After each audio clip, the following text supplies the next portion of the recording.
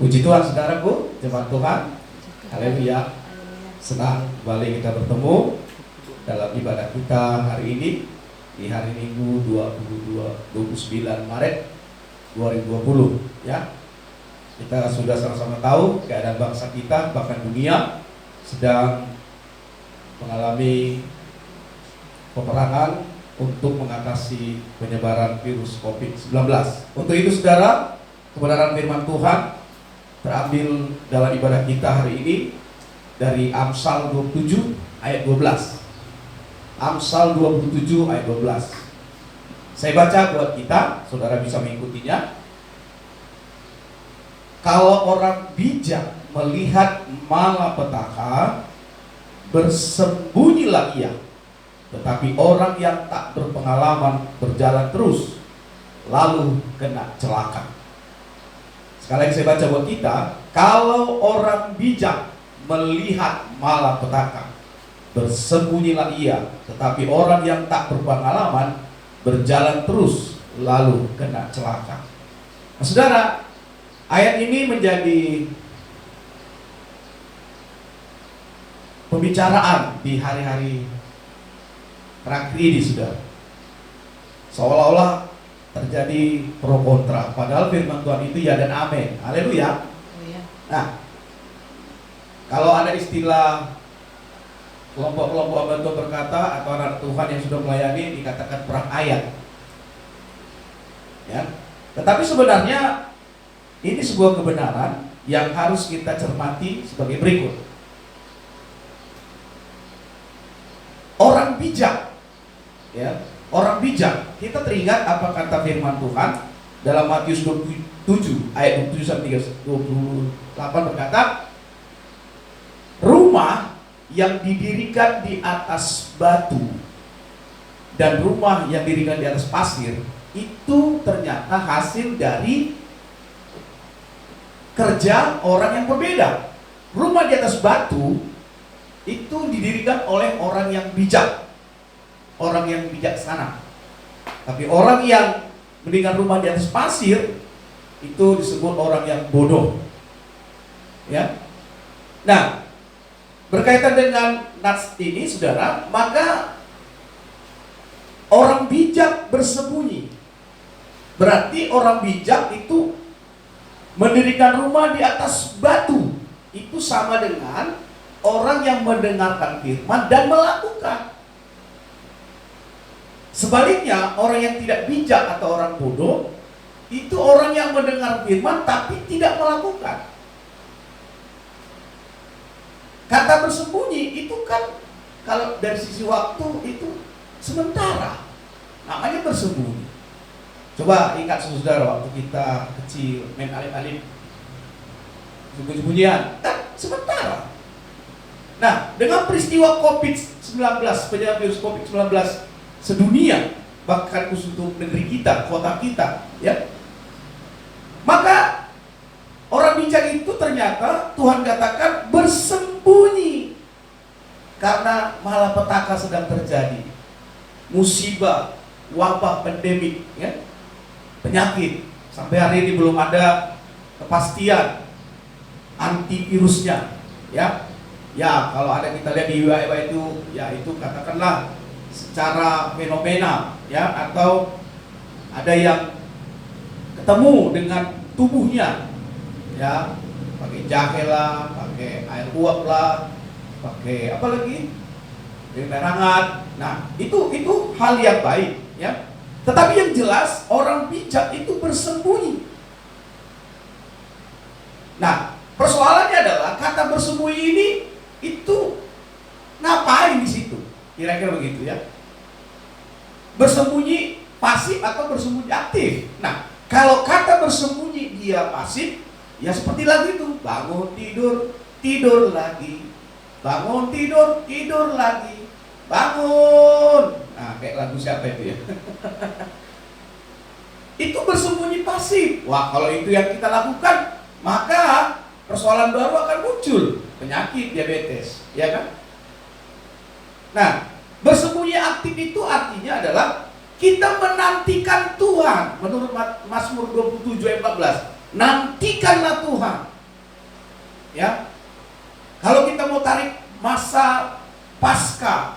Israel sebelum Paskah, itu mereka disuruh 14 hari tinggal di rumah, itu bersembunyi. Karena apa? Malaikat maut sedang lewat. Saya tidak katakan bahwa virus COVID ini seperti malaikat maut, ya terserah kita lah. Tetapi jelas itu malapetaka. Ya. Nantikanlah Tuhan. Nah, persoalannya ada orang berkata, yang penting stay home, tinggal di rumah. Loh, tinggal di rumah ngapain? Kan gitu. Kita harus aktif. Menantikan Tuhan itu sama dengan merenungkan firman. Ya. Dan setelah kita merenungkan firman, kita melakukannya. Mari kita lihat ketika kita stay home, tinggal di rumah, ya. Ada beberapa ayat yang kita juga berkata, bersembunyilah sementara waktu, ya. Karena kita sedang menantikan apa maksud dan rencana Tuhan. Dan ingat saudara, Tuhan itu tidak bisa kita dikte, ya. Maka kita harus percaya saja pada firman-Nya. Kalau katanya bersembunyi, bersembunyi. Menantikan, menantikan. Haleluya. Amin, saudaraku. Bahkan kata Yesaya 40 ayat 9 sampai 32, orang yang menantikan Tuhan itu sama seperti burung raja wali mendapat kekuatan baru. Orang Batak bilang mengalap gogo. Ya, terus terang saudara, 14 hari kita disuruh istirahat. Bagi orang yang tahu itu sesuatu yang baik, dia akan berkata, oke, saya akan istirahat sembari saya evaluasi diri. Katakanlah kita sedang diopname sudah 14 hari, bahkan lebih, ya. Saya berapa kali mengalami sakit penyakit, ya, masuk rumah sakit. Apa yang saya lakukan waktu saya berbaring itu? Istirahat. Sembari istirahat kita merenung firman Tuhan, kita mengevaluasi diri. Dan ternyata saudara, menurut informasi yang kita terima, ya, menurut fakta yang kita lihat dan kita alami, saya teringat saudara, kisah kapal Titanic. Saya beberapa hari ini teringat itu. Kenapa? Bayangkan saudara, kapal Titanic itu tenggelam. Dan sebelum tenggelam, ada peristiwa-peristiwa yang sangat perlu kita pelajari di sana. Ya, saya sudah lihat berapa kali filmnya, sudah disensor, ya. Dan saya lihat saudara, di sana tetap kita bisa diingatkan, seperti itulah keadaan dunia sekarang. Seperti itulah keadaan negeri kita, hampir tenggelam. Ya. Kita ada di kapal yang sama, kita ada di dunia yang sama, di bumi yang sama. Bahkan kita ada di negeri yang sama. Ingat dulu saudara, penyebaran virus COVID-19 ini tidak kenal status, tidak kenal agama, siapapun dia. Itu makanya saudara, mari kita lihat apa kata firman Tuhan. Ya, dalam Roma 15 ayat 1 sampai 2. Ya, Tuhan ingatkan kita hari ini, kita yang kuat wajib menanggungi kelemahan orang yang tidak kuat, dan jangan kita mencari kesenangan kita sendiri. Setiap orang di antara kita harus mencari kesenangan sesama kita demi kebaikannya untuk membangunnya. Nah saudara, kemanusiaan kita hilang saudara ketika kebijakan itu hilang. Kenapa? Orang bijak itu bersembunyi, itu bukan hanya bersembunyi begitu saja, dia mengevaluasi diri. Apa yang sedang terjadi? Dan ingat saudara, segala sesuatu yang terjadi itu tidak ada yang kebetulan. Itu pasti ada hubungan sebab akibat. Galatia 6 berkata ayat 7, hukum tabur tuai. Apa yang tabur kita tuai? Ya. Ada orang berkata virus ini dibuat Tuhan. Ada yang berkata virus ini ulah manusia. Terserah. Yang penting yang kita sedang alami sekarang, penyebaran virus. Firman Tuhan mengingatkan saudara, kita yang kuat wajib menanggung kelemahan, dan jangan kita mencari kesenangan sendiri. Orang bijak ternyata dia tidak mencari kesenangan sendiri. Tidak.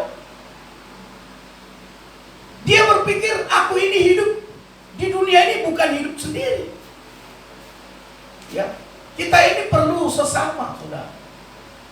Itu makanya sudah, kalau kita berpikir bahwa kalau hidup ini kita tidak bisa sendiri, kita jaga alam ini, saudara. Kita jaga hidup kita jaga keluarga kita jaga pertemanan kita. Ya tentunya kalau sudah terjadi, apa yang kita lakukan sudah sebagai orang bijak? Kita datang kepada pemilik hidup ini, kita minta ampun, nggak usah saling menyalahkan lagi lah, saudara, nggak usah. Ya, agama apapun, saudara, tentunya kita yang mengikuti Yesus, kita datang kepada Yesus.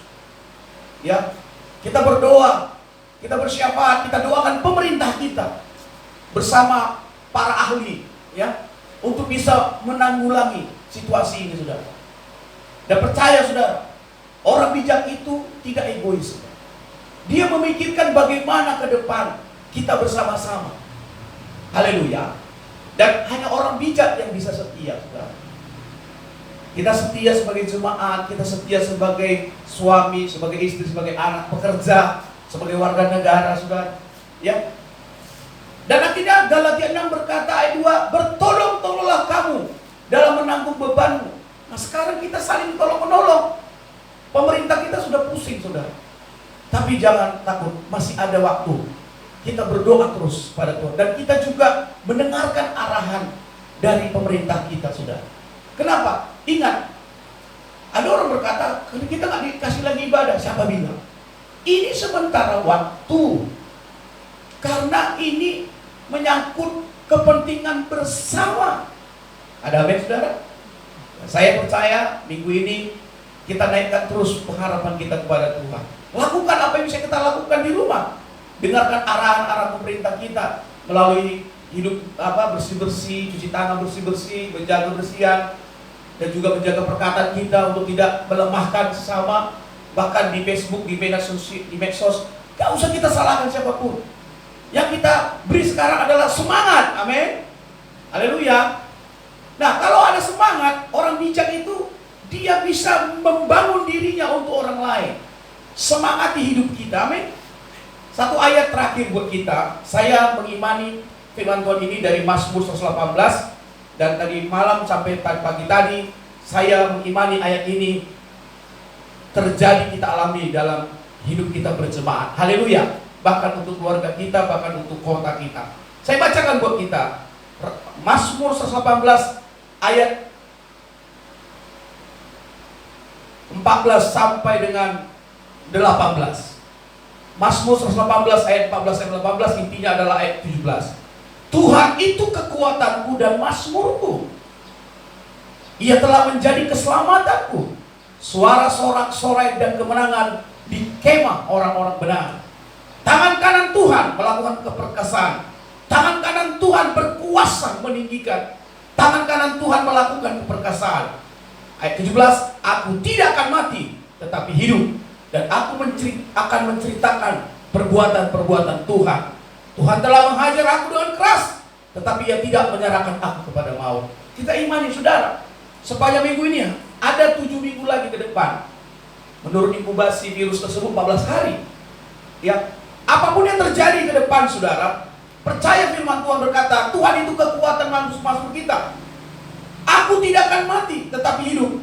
Dan aku akan menceritakan perbuatan-perbuatan Tuhan. Orang bijak punya konsep seperti ini. Kalau sudah berusaha, kalau sudah berupaya, tetapi ternyata kenyataan tidak sesuai dengan harapan itu, dan itu berarti bukan salah kita lagi. Itu bukan bagian kita lagi. Itu bagian Tuhan. Amin. Orang bijak tidak akan mau menyalahkan diri sendiri, apalagi menyalahkan orang lain. Orang bijak ingin memperbaiki keadaan, memberi solusi. Dan solusi hari ini, saudara, imani firman Tuhan ini.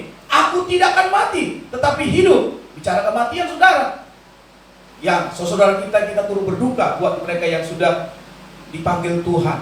Ya, ingat, saudara, cara mati seseorang itu tidak menentukan dia ke neraka atau ke surga. Imani itu, saudara. Yang pasti, kecuali kalau dia bunuh diri. Ya. Nah itu. Kenapa, saudara? Karena orang bunuh diri itu artinya dia mengatur hidupnya sampai akhir hidupnya. Padahal hidup mati kita dalam tangan Tuhan. Haleluya, saudara. Amin. Dan sekali lagi saya imani sebagai gembala jemaat, Aku tidak akan mati tetapi hidup, dan aku akan menceritakan perbuatan-perbuatan Tuhan. Katakan amin saudara. Haleluya. Ya, istriku nggak mati sehat, anakku nggak mati sehat, suamiku nggak mati sehat, anakku sehat. Dan ada pertanyaan, orang berkata, kita disuruh stay home, tinggal di rumah. Padahal kami orang kerja, bagaimana? Ya tetap lakukan pekerjaan itu, tetapi tetap antisipasi saudara. Ya, modal semangat di awal saudara. Hati gembira adalah obat. Orang bijak bisa menyemangati dirinya, dia bisa membuat hatinya bergembira saudara. Ingat kebaikan Tuhan, maka hatimu bergembira. Ingat kebaikan pasanganmu, maka hatimu bergembira. Ingat kebaikan keluargamu, maka hatimu gembira. Ingat kebaikan pemerintah kita. Satu hal, pernyataan mantan presiden Amerika, ya, yang berkata, jangan tanya apa yang sudah negara perbuat bagimu, tapi tanyakanlah dirimu, apa yang sudah kau perbuat buat negara ini. Ya, itu pesan presiden, salah satu presiden Amerika. Siapa namanya? Ada yang tahu? Saya agak lupa sudah. Ya, tetapi jelas itu pernyataannya membuat kita semakin bijak hari-hari ini. Jangan kita saling menyalahkan. Lebih baik kita bersembunyi sementara, berdiam, melakukan aktivitas yang ada di rumah kita. Banyak kerjaan di rumah kita saudara, banyak. Kalau mau soal kegiatan, kita berkegiatan bisa sehat saudara. Haleluya. Ya, sekitar rumah kita itu banyak kegiatan saudara. Lakukanlah. Seperti saya baca firman, baca buku, ya, selain medsos juga, ya. Tapi jangan lupa berdoa, memuji Tuhan, menyembah Tuhan. Jadikan kita ini sebagai baik Allah, dimanapun kita berada, rumah kita itu juga jadi baik Allah. Haleluya saudara. Amin. Puji Tuhan. Firman Tuhan saya tidak perpanjang, tetapi jelas orang bijak dia bersembunyi karena ada malapetaka. Tetapi orang yang tidak berpengalaman, saudara, orang bijak itu belajar dari pengalaman. Haleluya. Ingat saudara, untuk menjadi korban narkoba, maksudnya kalau kita mau tahu jadi apa itu bahaya narkoba, tidak perlu kita jadi korban narkoba. Itu maksudnya orang bijak. Jangan kita alami dulu yang salah itu. Kita belajar dari orang yang salah, maka kita akan jadi bisa memperbaiki apa yang harus kita perbaiki di dalam hidup kita. Terpujilah Tuhan Yesus. Haleluya.